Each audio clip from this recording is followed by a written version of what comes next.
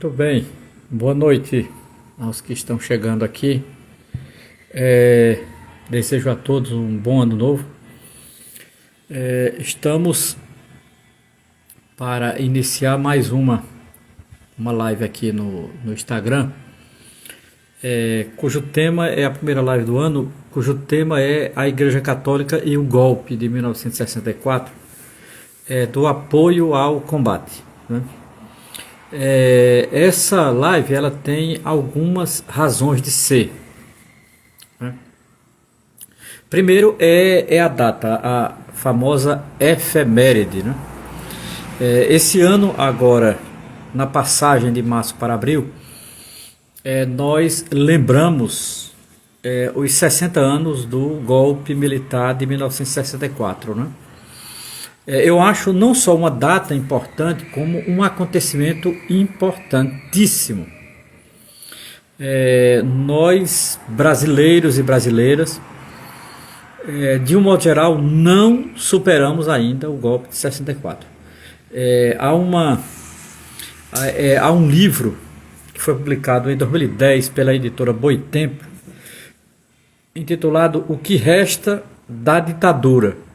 Esse livro foi publicado pela editora Boitempo em 2010. Ele é organizado por dois filósofos, Vladimir Safatli e Edson Telles. Esse livro é uma coletânea de textos para tentar demonstrar que a cultura da ditadura pós-64 ela penetrou de maneira tão funda as instituições brasileiras que as instituições brasileiras não conseguiram superar a ditadura de 64, mesmo que a partir de 85 o regime seja chamado de democrático, mesmo que tenhamos tido uma constituinte em 86 e uma nova constituição em 88.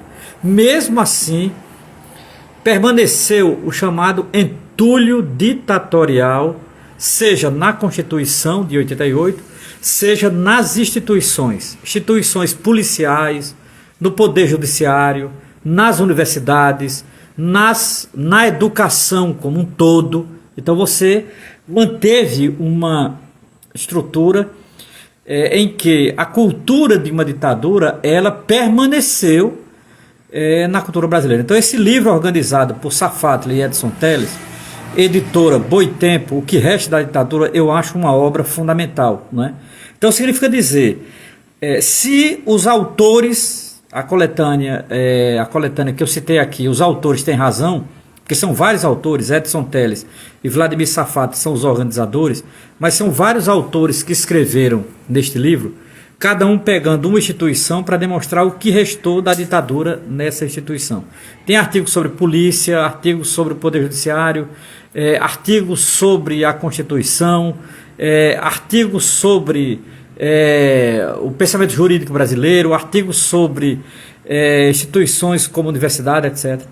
E tem um artigo nesse livro, há um artigo do professor Paulo Arantes. Boa noite aos que estão chegando agora, viu? Boa noite a todos e todas, desejo um bom ano novo, né, a todos que estão aqui. Nesse livro que eu citei, O que Resta da Ditadura, tem um ensaio do professor Paulo Eduardo Arantes. Paulo Arantes, que é professor da Universidade de São Paulo. Paulo Arantes, ele tem um livro, ele tem um ensaio nesse livro, que é muito interessante o ensaio dele, em que ele começa fazendo uma pergunta. Né? A pergunta é, o que resta da ditadura? Aí Paulo Arantes responde, tudo menos a ditadura. Essa pergunta e essa resposta do professor Paulo Arantes, eu acho perfeito para começar essa live sobre os 60 anos do golpe de 1964. Né? Pergunta Paulo Arantes, o que resta da ditadura? Tudo menos a ditadura.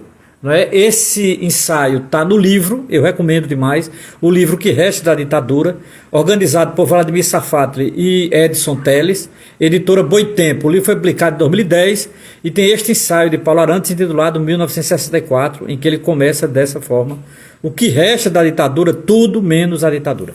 Eu diria que isso já justifica a importância não só desta live, como a importância de, nesse ano de 2024, nós olharmos de maneira mais detida para o que foi o golpe de 64, o que foi a ditadura que seguiu ao golpe, o que foi o AI-5 em 1968, o ato institucional número 5, o que foi a resistência à ditadura, o que foi a luta armada, o que foi a derrota da luta armada, né? O que foi toda a jornada inflacionária criada pela ditadura, o que foi a concentração de renda absurda que na década de 70 se criou, em que rico ficou mais rico e pobre ficou mais pobre, né? E principalmente o que significou essa cultura autoritária na tradição brasileira. Então, por isso que é importantíssimo, não é, lembrarmos 1964, o golpe de 64 foi um golpe militar, foi um golpe civil, foi um golpe que teve apoio empresarial.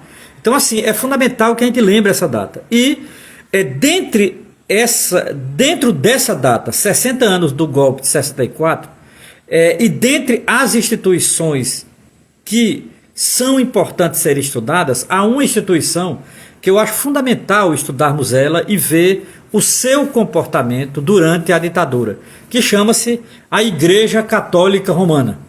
A Igreja Católica Romana, né? A Igreja Católica Romana no Brasil, né?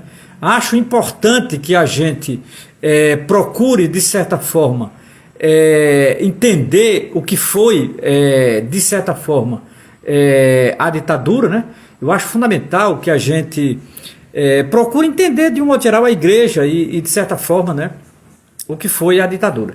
Então, assim, eu acho importante que a gente procure compreender, né, esse movimento, o que foi de certa forma, né, a ditadura, a partir de um olhar dentro da igreja, o que foi isso na Igreja Católica Romana. Então, nesse sentido, a igreja, ela teve um comportamento ambíguo, sem dúvida nenhuma ambíguo, né? Ela teve um comportamento no primeiro momento de apoio, no segundo momento ela vai combater, e eu vou procurar entender nessas 3 lives, eu vou explicar aqui como é que vai ser, nessas 3 lives, como de certa forma a ditadura, ela teve um papel, não é, importante nesse sentido, né? A ditadura teve esse papel importante, como teve impacto na Igreja Católica, tá certo? Então veja, serão 3 lives, né? E nessas 3 lives, hoje a primeira vai ser por que e como a igreja apoiou o golpe de 64, né? Então hoje eu vou me concentrar basicamente em 1964 e o papel da Igreja Católica nesse ano de 64, né? E consequentemente por que a igreja apoiou a ditadura. Veja, eu estou dizendo que a igreja apoiou a ditadura já afirmando porque temos documentos para isso, né?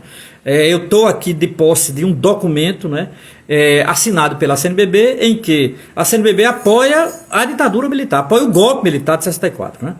Então eu vou daqui a pouco apresentar esse documento. Então hoje, dia 2/1, nós vamos trabalhar por que a ditadura apoiou, não é, o golpe de 64. Segundo, eu acho importante a gente perceber, vai ser amanhã, no dia 3/1, no mesmo horário, nós vamos trabalhar o ano de 69, que é um ano em que a igreja vai mudar. Por que a igreja mudou o seu apoio, não é, ao golpe militar? Veja, nesse ano de 69, nós teremos 2 acontecimentos que vai, de certa forma, forçar a igreja a mudar, não é, essa posição. Que será o assassinato do padre Henrique Pereira Neto na cidade do Recife, não é? Ele vai ser preso ilegalmente, completamente ilegal. Ele vai ser torturado, não é? E ele vai ser assassinado. E seu corpo será jogado nas matas do bairro da Várzea, não é? E depois terá um outro fato que eu acho importante, né? Que e isso eu acho fundamental, que é o caso da Madre Maurina Borges, né? Que morava, ela coordenava o lar chamado Lar Santana, ela era uma irmã de caridade. Essa irmã Maurina Borges, ela foi presa, foi torturada, foi estuprada na cadeia, injustamente, porque a irmã não tinha vínculo algum com o comunismo, com nada. Então, nesse sentido, vai ser muito importante o ano de 69, né? A mudança que a igreja fará será uma mudança, primeiro, será uma mudança por conta de que a igreja foi atingida pela ditadura. A igreja que apoiou o golpe de 64 será, 5 anos depois, atingida pelo próprio golpe. Então terá uma freira e um padre atingidos diretamente. E depois o caso dos padres dominicanos, dos frades dominicanos, que é o caso de, por exemplo, Frei Beto, Roberto Romano, etc. Então, eu vou tratar isso amanhã. Então, amanhã será o ano de 69, não é? E por que a igreja mudou de posição. E a terceira live, que será no dia 4, na quinta-feira à noite, será sobre um documento que eu acho um dos documentos mais importantes da história da Igreja Católica, né? É um documento intitulado Eu Ouvi os Clamores do Meu Povo, não é? Esse documento foi escrito em 1973 por uma maioria de bispos do Nordeste, em que eles fazem uma análise da política econômica da ditadura, eles fazem uma análise da política social da ditadura e, acima de tudo, eles fazem uma crítica à política econômica da ditadura. Pela primeira vez, a igreja se posiciona contrário ao Estado. E isso é muito interessante, porque, de um modo geral, a igreja nunca se posicionou em combate ao Estado, a igreja nunca tinha se posicionado criticamente em relação à política do Estado. Vai ser em 1973, num documento oficial, que também tenho acesso a ele e vou indicar para vocês. Eu tenho o texto com um comentário do professor Alder Júlio Calado. O professor Alder Júlio fez uma análise desse documento, chama-se Eu Ouvi os Clamores do Meu Povo. É um documento de 1973, publicado pelos bispos do Nordeste, e que é uma crítica, eu diria que é o documento mais radical da Igreja Católica nos anos 70. Documento mais radical. Radical em que sentido? Por conta da crítica à política econômica. Então, no dia 4, que é a quinta-feira, e será a terceira e última live, eu vou analisar esse documento, né? Como a igreja não só está no combate à ditadura, como ela mudou de lado completamente. E ao mudar de lado, ela começa a elaborar uma teoria contra o golpe militar e contra a ditadura, porque o golpe foi em 64, ela apoiou, ela muda de posição em 69 e em 73, veja, o ano de 73 é um dos piores anos da ditadura. É difícil avaliar o que foi pior nessa ditadura miserável, né? Mas 73, sem dúvida nenhuma, primeiro era Médici, né? Médici foi o mais violento dos ditadores militares, né? Tortura, crimes, corpos desaparecidos, tal. O governo Médici foi um dos piores nesse sentido. Não dá para dizer o pior, mas está entre os piores, né? Se você junta o Marechal Castelo Branco, a Junta, depois Costa e Silva, depois Médici, depois Gás, depois Figueiredo, de fato o Médici foi um dos piores, né? E foi onde a ditadura mais entrou no seu período de trevas. Ora, esse momento, que é 73, a igreja vai elaborar um documento que eu acho um documento ainda hoje muito importante, eu recomendo, né? Porque é um documento que para mim ainda mantém sua atualidade, porque é a primeira vez na história da igreja que a igreja faz uma análise econômica da ditadura, né? Porque o problema não era só de ordem do autoritarismo político, tal, tudo isso, mas também a ditadura estava implementando uma política econômica. Essa política econômica ela era altamente concentradora de renda, que é a crítica da igreja, e acima de tudo não tinha política social nenhuma. Então assim, era um empobrecimento em massa das camadas trabalhadoras e pobres, e ao mesmo tempo um enriquecimento, porque aquilo que a ditadura chamou de milagre brasileiro concentrou renda, só enricou quem estava rico. Então, nesse sentido, a igreja faz uma análise que eu acho absolutamente fundamental. E muito interessante, porque um ano, 2 anos depois, Chico Buarque de Holanda e Paulo Pontes vão lançar a peça Gota d'Água, e boa parte da análise econômica da peça Gota d'Água, ela vem exatamente desse documento da igreja. Chico Buarque leu esse documento da igreja, Paulo Pontes leu esse documento da igreja, né? E a peça, um pouco, ela está calcada numa crítica radical. A peça de Chico Buarque e Paulo Pontes chama-se Gota d'Água. Essa peça é uma grande crítica ao milagre brasileiro e à farsa que foi o milagre brasileiro, né? Principalmente no que diz respeito a farsa que foi para os pobres, nesse sentido, né? Então é uma coisa terrível, né? Porque foi uma coisa muito cruel, né?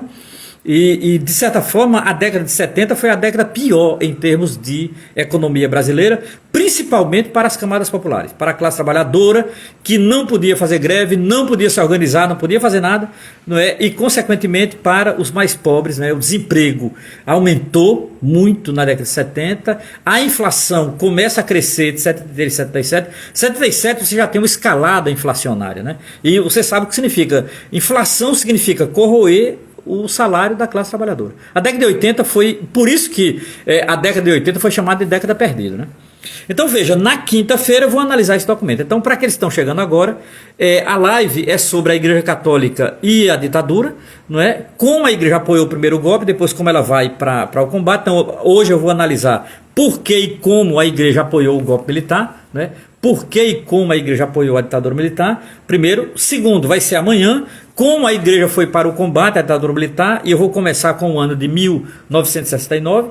E a última live, que vai ser na quinta-feira, eu vou analisar esse documento chamado Eu Ouvi os Clamores do Meu Povo, que é um documento da Igreja do Nordeste de 1973, para fazer uma crítica à política econômica da ditadura, ao milagre brasileiro, à escalada inflacionária, e mostrar que, de fato, a ditadura foi uma tragédia, não é? Em termos econômicos, sociais, em termos políticos. Então, significa dizer, não há nada que se valorize numa ditadura, meu. Nada, nada. Isso é uma profunda ilusão. Essa loucura, né, de mau caratista, de coisas como Centro Dom Bosco, ou Brasil Paralelo, de recuperar a ditadura, de defender a ditadura, isso não faz sentido. Isso é coisa de uma extrema-direita delirante, né, que precisa, não é, de seus ditadores, seus militares, para mitificar. É uma pura mistificação, né?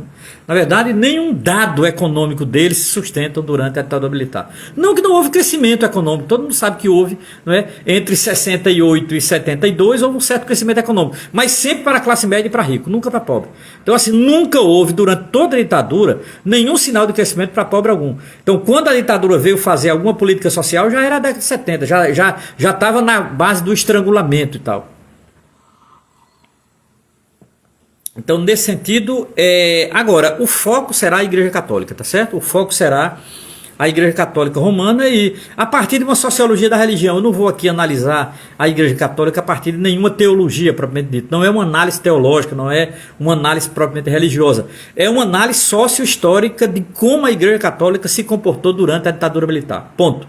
Esse é o método, esse será a maneira. Então não é uma análise teológica, mas é uma análise socio-histórica de como a igreja se comportou durante a ditadura militar. Então, a live será dividida em 3 partes. A primeira parte hoje, a segunda parte na quarta, amanhã à noite, e a última na quinta, né, em que vamos analisar a política econômica da ditadura militar. Muito bem. Então, essa live faz parte de uma programação, pelo menos até abril, que nós estaremos fazendo aqui nas redes sociais para lembrar a memória do golpe militar de 64. Então a ideia é mantermos a memória do golpe, lembrarmos a memória do golpe de 1964. Então veja,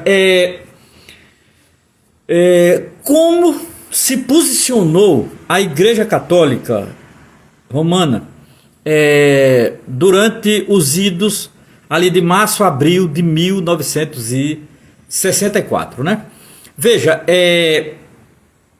nós temos livros, vários, né? Vários estudos, dissertação de mestrado, tese de doutorado, ensaio, matéria jornalística, de dentro e de fora da Igreja Católica Romana, tá certo? Então, assim, a análise da ditadura, ela tem, principalmente na relação com a Igreja Católica, vários livros. Eu até diria que hoje é difícil um ser humano só dar conta, né, do que se produziu de 64 para cá, dessa relação Igreja Católica e ditadura e golpe de 64. É muita coisa, eu não acredito que uma pessoa só dê conta. Então, eu selecionei uma bibliografia para quem tiver interesse de conhecer melhor, quem tiver interesse de aprofundar. Eu vou trabalhar com documentos, que eu acho fundamental, a gente trabalhar com fontes, trabalhar com documentos, né? Eu acho que é importante para justificar o nosso argumento, para, de certa forma, defender, digamos assim, aquilo que estamos argumentando a partir das fontes, a partir do documento, para não ficar apenas uma mera opinião. Claro, todos nós temos opinião e é um direito termos, né? Mas eu acho que a opinião é um juízo de valor muito limitado. Eu acho que é importante o argumento baseado em fontes. Academicamente, isso é melhor, e acho que mais do que isso, até para a ideia mesmo de respeitar, não é, a produção científica na área de ciências humanas nesse país, principalmente na historiografia, na sociologia, na ciência política, né? Eu acho importante. Então veja, para aqueles que têm interesse, se você tem interesse de conhecer a Igreja Católica no século XX, antes do golpe militar de 64, tem um livro maravilhoso, importantíssimo, é o escrito de um brasilianista, de um americano, de um sociólogo americano, chamado Scott Mainwaring. Scott Mainwaring, esse livro aqui. esse autor aqui, Scott Mainwaring. O livro é Igreja Católica e Política no Brasil, 1916-1985. Esse livro é muito importante para qualquer historiador, historiadora, para estudantes de história, de sociologia, pessoas interessadas no Brasil contemporâneo, pessoas interessadas no Brasil do século XX e, acima de tudo, pessoas interessadas principalmente numa bibliografia séria sobre o Brasil no século XX e, em particular, sobre a Igreja Católica. Então, esse livro do Scott Mainwaring eu acho fundamental, chama-se Igreja Católica e Política no Brasil, 1916-1985. Então repare que ele começa em 16, há uma razão de ser, não é uma escolha gratuita, né? E termina em 85, também há uma razão de ser, que não é gratuita. Agora, nesse período ele vai estudar como, de certa forma, a Igreja Católica ela foi uma instituição importante para o Brasil, e importante, quando eu digo aqui, nem sempre ela agiu corretamente. Ela, na maioria das vezes, ela teve atrelada aos poderosos, às oligarquias, né? A Igreja Católica sempre foi uma instituição que nunca teve prurido algum de se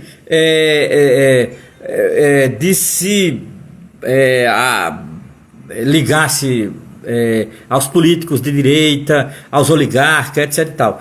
Obviamente que a igreja não só foi isso, mas ela nunca teve prurido em fazer isso. Então, esse livro eu acho que explica como, de certa forma, isso ocorreu. Então, é uma explicação maior. Eu diria que é uma história de longa duração. O livro de Scott Mainwaring, Igreja Católica e Política no Brasil. O segundo livro é um livro, eu diria, mais de teoria, que é o livro do Roberto Romano, professor de filosofia política da Unicamp, já falecido, intitulado Brasil, Igreja contra Estado. Esse livro é muito importante. Esse livro também, ele é um livro mais geral, ele não começa na ditadura, ele começa com a proclamação da República. Ele quer estudar como a igreja se comportou durante a República. Até onde foi ou não foi o republicanismo da igreja, como é que a igreja superou o padroado, quais os limites do padroado. Não sei se todos sabem aqui o que era padroado. Padroado era a monarquia sustentando a igreja, trocando em miúdos, não vou aqui perder tempo com isso, mas o padroado foi um momento em que a igreja era colada ao Estado e era sustentada pelo Estado. O padroado formalmente ele é abolido com a proclamação da República em 1889 e confirmado na Constituição de 1891. Significa dizer, há uma separação formal entre igreja e Estado. Só que a igreja, ela nunca aceitou completamente a separação do Estado porque ela perdeu dinheiro com isso. Basicamente, padres e bispos eram sustentados pelo Estado no Brasil. E, consequentemente, eles perderam isso. A igreja teve que arrumar outra fonte de recursos que não fosse essa. Então, necessariamente, o Roberto Romano ele analisa isso. Como se deu esse rompimento, se é que se deu. E ele vai dizer, Roberto Romano, ele tem uma crítica muito forte à igreja, porque ele vai chamar isso de a igreja católica, para superar o trauma de se separar do Estado e perder dinheiro, ela criou o que ele chama de populismo católico, que era uma maneira de trabalhar com os pobres, o que ele chama de infantilismo religioso, usando de infantilismo religioso para controlar o povo, etc. E tal. Então, assim, é um livro interessante, porque é um livro que destoa de todos que eu tenho aqui e é, na verdade, uma crítica. O que me interessa nesse livro é a análise que o Roberto Romano faz da relação com a ditadura. É um capítulo só, o livro inteiro não é sobre a ditadura, mas é um capítulo que eu acho fundamental, que é o capítulo quando ele vai trabalhar exatamente esse, é o capítulo terceiro, a igreja como fonte de unidade social. O capítulo terceiro ele vai analisar como a igreja se comportou diante do golpe militar, da ditadura, e ele tem uma análise muito peculiar. Eu recomendo, vale a pena, é um livro interessante, o livro do Roberto Romano, entendeu? Então, assim, eu acho que ajuda muito, tal. Agora, eu vou entrar em dois textos mais específicos sobre o catolicismo na ditadura. Um é uma análise que eu acho muito interessante, intitulado Deus, Pátria e Família, as mulheres no golpe de 64, de Solange de Deus Simões. É um trabalho de mestrado, esse trabalho aqui, é um trabalho de mestrado que eu acho muito bom. Ele é um trabalho antigo, porque ele é um trabalho de mestrado que foi defendido em 84, publicado em 85, né? Esse trabalho ele foi orientado, quem orientou esse trabalho, o professor que orientou esse trabalho, foi o René Armand Dreyfus, que era professor de História Social na Federal Fluminense e vinha estudando a ditadura militar, a presença do empresariado na ditadura, e ele também vinha estudando as instituições brasileiras, né? Como as instituições brasileiras se comportaram no golpe militar, dentre elas a igreja. Então ele tem livros sobre isso, né? Ele já é falecido, o René Armand Dreyfus, ele é falecido, mas ele é uma figura fundamental nos estudos sobre a ditadura no Brasil, né? Ele era professor na Universidade Federal Fluminense, ele foi orientador desse trabalho. Esse trabalho é o primeiro trabalho sobre as mulheres que organizaram as marchas com Deus pela liberdade entre 63 e 64. Né? Primeiro, por que essas mulheres organizaram essas marchas? Quem eram essas mulheres? De qual classe eram essas mulheres? Né? Quais igrejas pertenciam a essas mulheres? Tal? Então, assim, isso começou em São Paulo. Né? Começou em São Paulo, né? Nas barbas do governo Adhemar de Barros, que sempre foi um governo golpista, né? Adhemar de Barros sempre foi um golpista de primeira hora. Inclusive a mulher dele participou dessas marchas, né? Essas mulheres, elas organizaram a primeira marcha ali no final de 63, né? Na verdade, era uma marcha nitidamente anticomunista, né? Então essas marchas foram fundamentais para os militares se animarem para dar o golpe, né? Essas mulheres foram aquilo que o jornalista Mino Carter, eu adoro Mino Carter, sou fã de Mino Carter chama de vivandeiras do golpe. Estas senhoras, diz Mino Carter, eram as vivandeiras do golpe.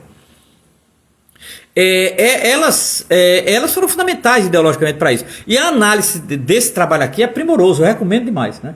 Quem não conhece, eu recomendo. Eu acho um livro bom, é um trabalho de mestrado, orientado por René Armand Dreyfus, professor de História da Federal Fluminense, altamente gabaritado, uma referência nos estudos sobre a ditadura no Brasil, não é? E por fim, essa revista aqui, chamada Paz e Terra, que foi publicada em 68, essa revista aqui, ela é fundamental. Ela tem um dossiê sobre a Igreja Católica. Essa revista é de 68, é uma relíquia, na verdade. Já está velhinha, a minha está toda velha, toda esbagaçada. Essa revista é uma relíquia. Em 1968, ela publica um dossiê sobre a Igreja Católica no Brasil. Nesse dossiê, há um documento, que foi um documento assinado pela CNBB, já depois do golpe, em que a CNBB saúda os militares como que eles tivessem salvado o Brasil do comunismo. Está aqui nesse documento. Eu vou analisar, vou tratar desse documento hoje. Hoje é o dia de tratar desse documento. Não é? Eu recomendo, é um documento intitulado Reunião Extraordinária dos Metropolitas, né, dos bispos da capital. Declaração sobre os acontecimentos de abril e maio de 64. Então, esse documento, ele é assinado no Rio de Janeiro, em 29 de maio de 64, por bispos da Igreja Católica. Né? Imagine, bispos assinaram isso apoiando o golpe. Isso aqui está documentado aqui. Isso aqui é um documento, né? Um documento oficial. Né? E eu vou tratar dele aqui hoje. Então, aqueles que se interessam pela bibliografia é essa, né? O livro do Roberto Romano, né? Eu acho importante o livro da Solange de Deus, sobre as marchas, o livro do Scott Maynard, que é sobre a política da Igreja Católica no século XX, né? O livro do Roberto Romano, que é uma análise, né, das ações pastorais da Igreja, e por fim o dossiê da Paz e Terra, que é que eu vou usar hoje aqui. Esses livros eu vou usar no decorrer das 3 lives, né? O dossiê da Paz e Terra eu vou usar só hoje, mas os outros livros eu vou usar sempre amanhã, na quarta, na quinta, né? Porque serão 3 lives, uma atrás da outra, sobre o tema Igreja Católica e ditadura no Brasil. Então veja, depois dessa bibliografia, depois de especificar essa bibliografia, depois de indicar, dizer como é que eu me posiciono, né, quais as minhas fontes, né, quais o material historiográfico e sociológico que eu utilizo, não é essa que eu disse aqui. Eu quero agora entrar propriamente no golpe militar, né? E entender uma coisa que eu acho fundamental. Para mim, eu diria, é um princípio, né, para entender o que foi, não é, o golpe militar civil de 1964. Ele para mim, ele teve um caráter, né? Jacó Gorender fala isso, Florestan Fernandes fala isso, Ottaviani, num dos melhores livros que eu já li sobre a ditadura, né, fala isso. Ottaviani tem um livro que eu acho impressionante e de grande atualidade, intitulado A Ditadura do Grande Capital. Ottaviani, foi publicado pela editora Expressão Popular, que é a editora do MST. Eu acho esse livro muito importante, está aqui na minha mesa, é livro de cabeceira, o livro de Ottaviani. Ottaviani vai dizer uma coisa que é fundamental logo no começo do livro. Ele vai discutir o caráter do golpe militar, qual a razão de ser desse golpe de 1964. Ele teve uma razão fundamental que foi barrar, frear o movimento progressista que vinha desse país, pelo menos desde o governo Juscelino Kubitschek. Então havia um movimento progressista, veja, não se trata de comunismo, nada disso, nada, não era isso, era na verdade um movimento progressista, né? Você tinha organizações camponesas nas ruas, é o caso que eu acho um caso importante, que é o caso das ligas camponesas, você tinha o próprio Partido Comunista liberado, se organizando, você tinha organizações operárias em Osasco, em São Paulo, em Contagem, em Minas Gerais, no Recife, por exemplo, no Polo Industrial de Recife, né? Você tinha na Bahia. Então havia de fato um movimento operário, havia uma coisa muito visível ali no final dos anos 50 para os anos 60, que era exatamente o movimento estudantil, a UNE tinha um poder muito grande e tal. Você tinha já as primeiras mudanças na Igreja Católica, muito sutil, né? As primeiras comunidades de base começando tal, mas não tinha um grande peso não, o peso mesmo estava na sociedade civil, né? O movimento estudantil, o movimento sindical, o movimento operário, articulado com o movimento operário, né? Havia um movimento social importante, uma classe média radicalizada, né? Professores universitários, artistas, lembremos que é o período da Bossa Nova, o cinema novo, absolutamente fundamental o cinema novo, minha gente. O cinema novo é o nosso melhor momento do cinema brasileiro, né? Que é exatamente desse período antes da ditadura militar. O cinema novo começa ali na metade dos anos 50 com Nelson Pereira dos Santos. Então assim, você tinha o cinema novo, você tinha a Bossa Nova, você tinha o teatro de arena, teatro oficina, você tinha um movimento dramatúrgico brasileiro que a ditadura matou. Quem matou o teatro brasileiro foi a ditadura militar brasileira. Vai para conta da ditadura o assassinato do teatro, porque foi um assassinato cultural, né? A ditadura assassinou o teatro brasileiro, não há dúvida nenhuma. Então, nesse sentido, havia uma cultura progressista, aquilo que o crítico, que eu sou muito fã, admiro demais, trabalho com ele, chamado Roberto Schwartz. Roberto Schwartz tem um ensaio primoroso, recomendo a todos e todas que estão aqui, intitulado Cultura e Política no Brasil, 1964-1969. Acho o melhor diagnóstico cultural do que foi o golpe de 64 e qual o impacto que ele teve na cultura. É o ensaio de Roberto Schwartz, Cultura e Política no Brasil. Esse ensaio, Schwartz vai dizer, havia uma inteligência cultural viva no Brasil, que passava pelo teatro, passava pela música, passava pelo cinema. Então havia um movimento progressista nesse país, né? Um movimento importante que, de certa forma, se casava com o desejo de mudar esse país, não é? Havia o método de Paulo Freire, não esqueçamos, Paulo Freire é desse período. O primeiro livro de Paulo Freire é do final dos anos 50, Educação como Prática da Liberdade, que foi escrito inicialmente como Educação e Realidade Nacional. Então você tinha Paulo Freire, né? e toda uma mudança pedagógica. A Igreja Católica ela tinha uma organização que eu acho muito importante, não é, que era um movimento de educação de base chamado MEB. O MEB foi muito importante. Então você tinha um caldo cultural progressista, né? Muito importante, mais esquerdizante possível, tal, que estava avançando. Nada de caminhar para comunismo, nada de... Não, de maneira nenhuma, não era isso. Mas assim, havia sim um movimento progressista no Brasil, né? E esse movimento progressista, ele precisava ser barrado.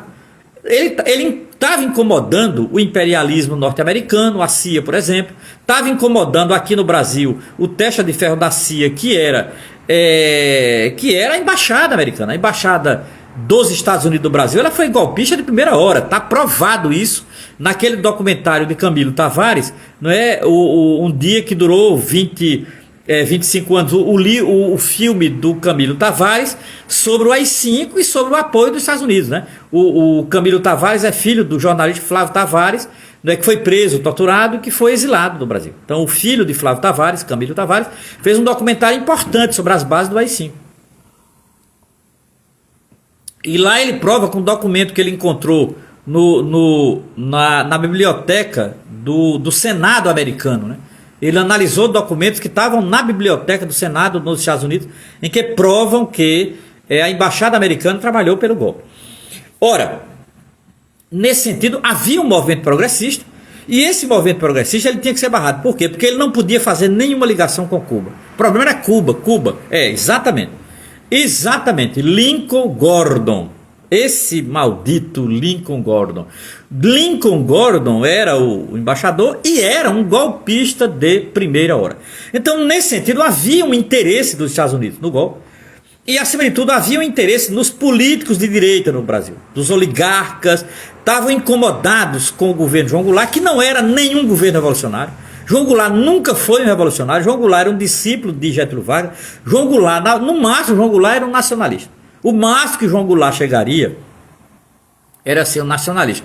João Goulart era um fazendeiro. Imaginar que João Goulart ia levar o Brasil ao comunismo, um fazendeiro levar o Brasil ao comunismo, é delírio de gente que não lê uma página de jornal, né? Então, na verdade, o que você tem em curso era um movimento progressista. Esse movimento foi barrado pelo golpe. Era preciso barrar esse movimento. Era preciso exilar. Era preciso prender. Era preciso criar uma lei de você cessear direitos e principalmente censurar. Né? Se fosse preciso matar, e eles mataram. Se fosse preciso desaparecer corpos, e eles fizeram corpos desaparecer. Né? E acima de tudo, era preciso prender e torturar, e acima de tudo, fechar esses canais democráticos, fechar a participação popular, fechar a ideia de uma democracia popular e, acima de tudo, não permitir a ligação entre intelectual de esquerda e as massas populares. Eu diria que a ditadura ela foi fundamental para separar os intelectuais da classe trabalhadora, para separar os intelectuais das organizações populares. Por isso que nós temos um problema sério, né, mesmo depois da ditadura, que é a ideia de reconstruir trabalho de base. Toda vez que a gente pensa nisso, você esbarra na ditadura, porque a ditadura foi quem, de fato, ela radicalizou a separação. E era importante que fosse feito isso.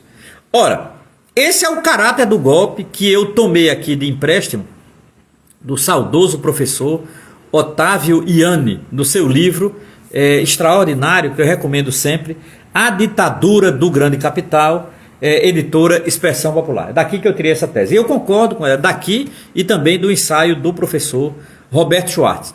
Ora, nesse sentido, a pergunta que urge, né, é como ficou a Igreja Católica nesse caldo cultural? Né? A pergunta que urge, diante disso, diante do projeto, que era um projeto imperialista, liderado por Lincoln Gordon, que era o embaixador dos Estados Unidos no Brasil, e, consequentemente, essa ligação que há entre uma esquerda que avançava, um movimento progressista que avançava. Como é que fica a Igreja Católica, né? Veja, a Igreja Católica ela estava começando a mudar quando veio o golpe militar. Né? As primeiras mudanças na Igreja Católica, elas irão acontecer com um fenômeno chamado Concílio Vaticano II.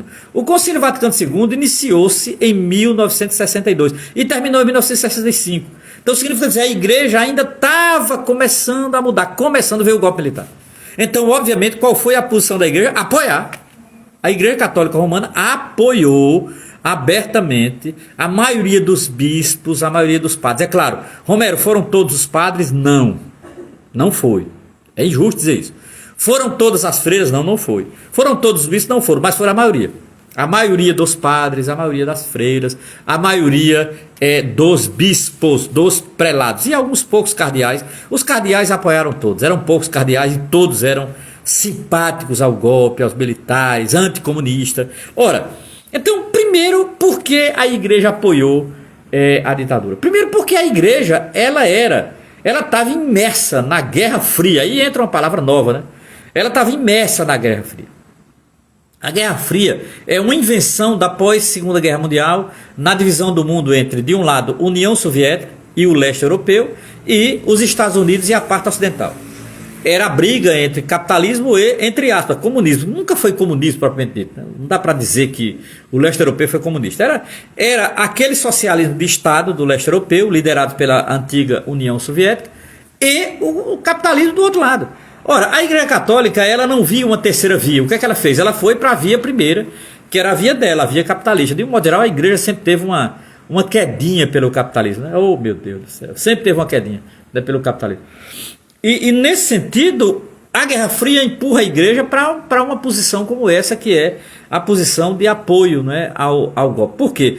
Primeiro porque o golpe, ele se propunha, imagine, se propunha a combater o comunismo. Olha, nossa senhora, combater um comunismo que não existia, na verdade, nunca existiu, né? Era o que a gente chama de fantasma do comunismo. É aquilo que muito bem destacou o professor René Armand Dreyfus, fantasma do comunismo. Nunca existiu, não é isso, mas a Igreja acreditou, e o comunismo que vai tomar conta do país, o comunismo que vai acabar com o casamento na Igreja, o comunismo que vai defender o divórcio, o comunismo que vai defender aborto, o comunismo que vai comer criança, o comunismo que vai acabar com a cabeça da nossa juventude, o comunismo que vai acabar com a família. Então, assim, toda essa paranoia anticomunista que traz uma parafernália ideológica que não serve para nada, a não ser para alimentar pânico moral.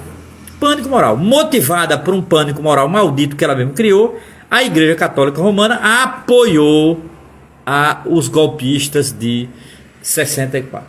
Né? Apoiou mesmo, apoiou com documento, apoiou moralmente, apoiou do púlpito, padre fazendo discurso, padre em 64 saudando a gloriosa revolução, inclusive chamando de revolução, né? A Igreja Católica chamou de revolução esse negócio, né?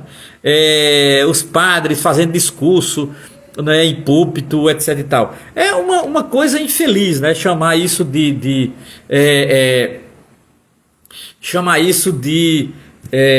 revolução e tal. Mas os padres chamaram, né?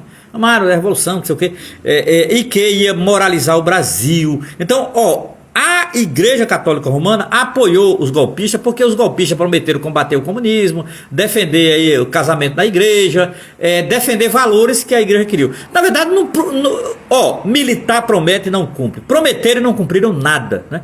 Na verdade, a Igreja, ela de um modo geral, só se viu de apoio a eles. Citaram aí Dom Geraldo de Proença Sigô, que era bispo de Jacarezinho, e Dom Antônio Castro Maia, que era bispo em Campos do Rio. Um no Paraná, outro no Rio. São os dois bispos mais tradicionalistas da Igreja naquele período. Odiavam o Concílio Vaticano II e etc e tal. E eles, na verdade, apoiaram a ditadura. Essa gente sempre apoiou a ditadura. Não é novidade. Geraldo de Proença Sigô e Antônio Castro Maia são golpistas de primeira hora. Mas não só foram eles. É bom tomar cuidado, não só foram eles.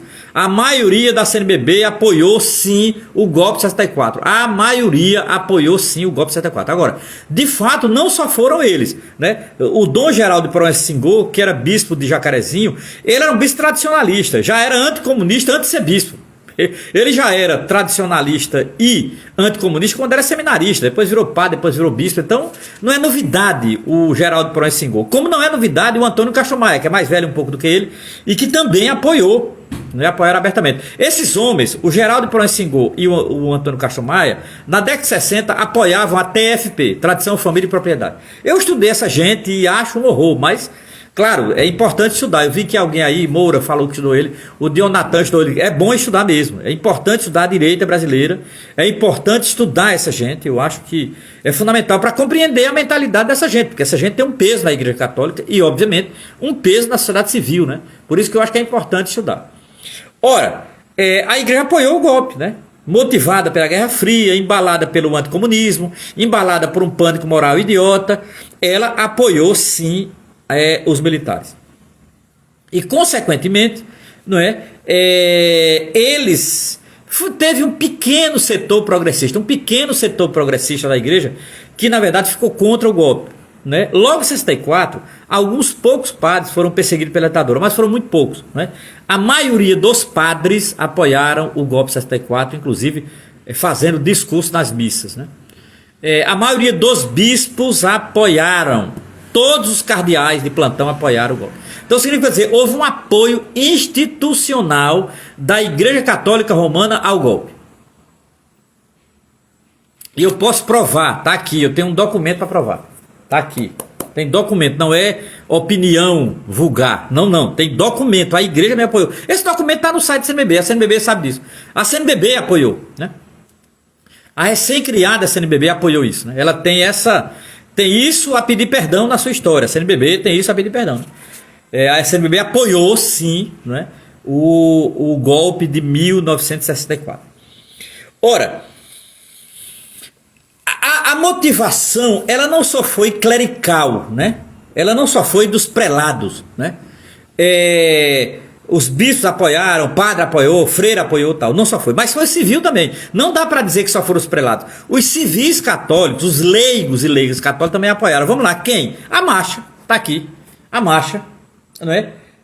As mulheres católicas organizaram as marchas no final de 63. Essas marchas começaram em São Paulo, na Praça da República. São Paulo, depois Rio de Janeiro, depois Curitiba, depois Recife, depois Salvador, Fortaleza, Porto Alegre, então, até Aracaju, que era uma capital pequena, teve a marcha. Teve a marcha 64, aqui foi em março de 64, teve uma marcha aqui. Então assim, a Igreja Católica na sua ala civil apoiou o golpe, pediu o golpe, não apoiou, clamou pelo golpe antes. Eles clamaram pelo golpe antes. Tá? Então é bom que fique evidente aqui que o apoio ele foi dos prelados e dos leigos e leigas. Então foi uma coisa, né, movimentada, organizada, burilada, pensada, documentada. Eu tenho aqui o documento que eu vou ler um pedacinho daqui a pouco. Então, nesse sentido, a igreja apoiou. E a justificativa, sem dúvida nenhuma, a justificativa era sempre a questão do anticomunismo. Então, por exemplo, para que todos saibam aqui como se deu esse apoio, eu vou citar um documento, né, e quero que todos procurem esse documento, leiam esse documento, que esse documento é fundamental.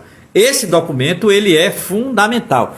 Há um documento intitulado Reunião Extraordinária dos Metropolitas, Declaração sobre os acontecimentos de abril e maio de 64. Está aqui. Esse documento está registrado aqui na revista Paz e Terra de 1968. Esse é um documento assinado pela CNBB do Rio de Janeiro em 29 de maio de 64. Esse documento. Nesse documento, vejam o que dizem os bispos do Brasil. Está no documento. Vou ler o documento agora. Abre aspas. O Brasil foi, há pouco, cenário de graves acontecimentos que modificaram profundamente os rumos da situação nacional. Atendendo a geral e angustiosa expectativa do povo brasileiro, que via a marcha acelerada do comunismo para a conquista do poder, as forças armadas acudiram em tempo e evitaram que se consumasse a implantação do regime bolchevista em nossa terra. Isso é uma palavra da CNBB, meu irmão. Os bispos do Brasil dizendo isso. Isso aqui, tá nesse documento aqui. Procure esse documento, né? Esse documento está na internet, né? Declaração sobre os acontecimentos de abril de 64. A Igreja Católica dizendo que os militares acudiram o clamor do povo, que os bolchevistas iam tomar o país. Está aqui, em documento. Eu até sublinhei, inclusive. Está sublinhado da minha parte, sublinhei. Porque é um documento, tá todo, eu não estou abrindo muito, porque está todo esbagaçado, é um documento velho. Isso aqui é de 68. 1960, esse documento aqui é de 64. 1964. A revista é de 68. Essa revista aqui é de 68, né? Então eu recomendo que vocês procurem, não é, esse documento intitulado Declaração sobre os acontecimentos, né, de abril e maio de 64, em que a igreja começa saudando os militares. Por quê? Porque os militares acudiram o povo, né, na sua angústia. Qual era a angústia do povo? Eram os bolcheviques que vinham tomar o Brasil. Você imagine a Igreja Católica, a partir de seus bispos, acreditar que os bolcheviques iam tomar o Brasil em 64. Então assim, essa foi a motivação, né? Esses bispos escreverem esse documento saudando a ditadura significa dizer, eles já vinham, de certa forma, burilando isso antes de 64, né? A Igreja Católica, ela vinha participando da preparação do golpe já em 63, 64, né? A Igreja Católica não aceitou quando o governo João Goulart indicou que ia fazer a reforma agrária, que ia fazer uma reforma urbana. Então assim, a Igreja Católica ela foi contra as reformas de base. Ela era contra as reformas de base. E isso, não, digitalizado eu não tenho, porque está aqui impresso, né? Mas está aqui, está documentado. É bom ler. Bom ler. Porque tem gente que acha que a igreja não apoiou o golpe. Ela apoiou sim, apoiou abertamente, apoiou com documento. Mas ela já vinha apoiando antes, minha gente. Entenda. A Igreja Católica de 39 a 58, ela foi liderada no mundo por o Papa Pio XII, o famoso Eugênio Pacelli. Pio XII era um anticomunista visceral.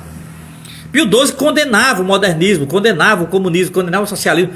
Para Pio XII, um católico jamais poderia ser socialista. Um católico socialista deveria ser excomungado. Isso era Pio XII.